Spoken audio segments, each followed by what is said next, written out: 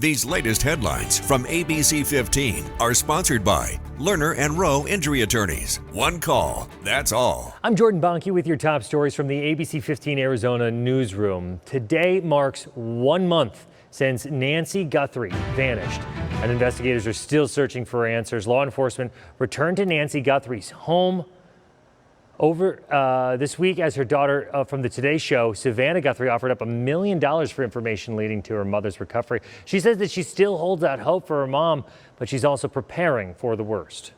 We need to know where she is. We need her to come home. We also know that she may be lost. She may already be gone.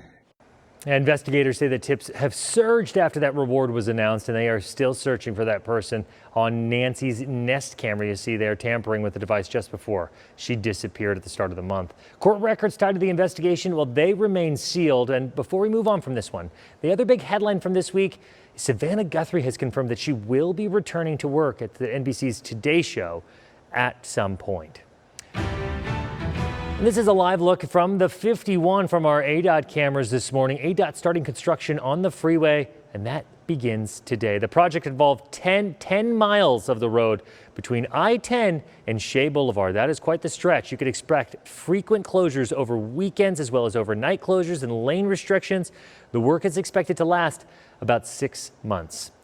We are always looking ahead when it comes to road construction projects that might impact you. You can get the latest details plus a look at the detours at abc15.com/traffic. Oh, look, it's Zach.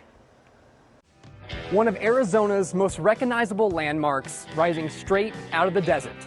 I'm Zach Perry with ABC 15, and that sharp, unmistakable peak is Picacho Peak State Park, just northwest of Tucson. Picacho Peak State Park is, first thing, a landmark. You know, before we were ever a state park, it was a landmark. It was used by people traveling through the area.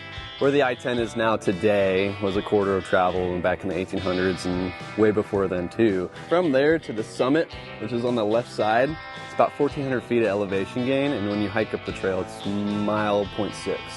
So you're going pretty crazy up, but this one is just, it's so pointy. It's really unique. Like you're saying, you don't really see it anywhere else. You know, you go up north, Mount Humphrey doesn't look like this. You know, you go down south, Mount Lemmon doesn't really look like this. It's just really unique for the area. A lot of people ask us if it's a dormant volcano. It is not, but it was formed through volcanic activity. So this is a lot of volcanic andesite. The challenging hike to the summit is the park's biggest draw, with cables bolted into the rock to help climbers navigate the steep volcanic terrain.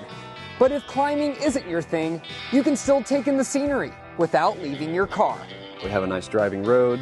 If you drive the road and do all the loops and do the speed limit of 20 miles an hour, you could be driving for more than 30 minutes through the park. You go over some different rolling hills as you go through. You go past our campground. And what's really cool about it is as you drive, you can see the mountain from different angles. When you're driving from Phoenix or Tucson, I mean, it looks like a knife almost. You can kind of get that view as you go to the back of the park and look along the ridge line. The park is also known for its wildflower season, with peak bloom running mid-February to mid-March, depending on rain and heat. The main draw being the California poppies and Mexican gold poppies, as well as the Coulter's lupine. It's those little purplish plants. And I was hoping to see wildflowers today, but we're not so lucky. Yeah, I see like 2 lupines blooming, so unfortunately. End your day at the site of the westernmost battle of the Civil War, soaking in the history and the views of one of the state's most iconic peaks. I'm ABC 15's Zach Perry, and that's absolutely Arizona.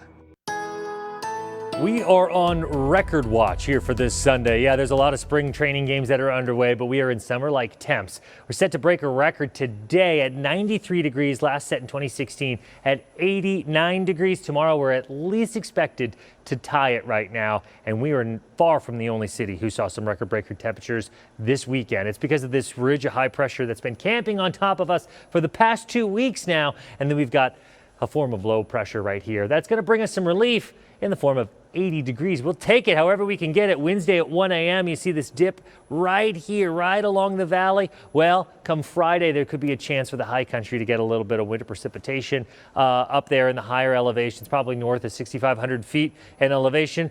These are the Saturday records that were broken. There are plenty of them that are out there. And then here is your 7-day as we get going to it, which is definitely on this last one. Make sure that you are staying hydrated out there, everybody. Get the latest news, weather, and traffic. You can head to abc15.com or download the free ABC15 mobile app. Thanks again for watching. Happy Sunday. These latest headlines from ABC15 are sponsored by Lerner and Rowe Injury Attorneys. One call, that's all.